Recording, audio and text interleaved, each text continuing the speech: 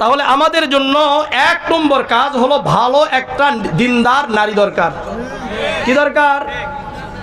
দিনদার নারী দরকার।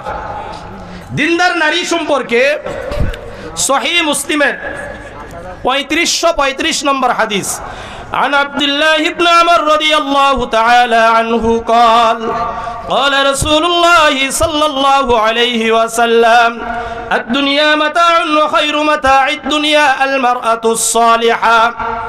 আব্দুল্লাহ ইবনে আমর রাদিয়াল্লাহু তাআলা আনহু বর্ণনা করেন, আল্লাহর রাসূল সাল্লাল্লাহু আলাইহি ওয়াসাল্লাম বলেন, পুরা দুনিয়া সম্পদ, আর পুরা দুনিয়ার মধ্যে উত্তম সম্পদ হলো নেককার স্ত্রী।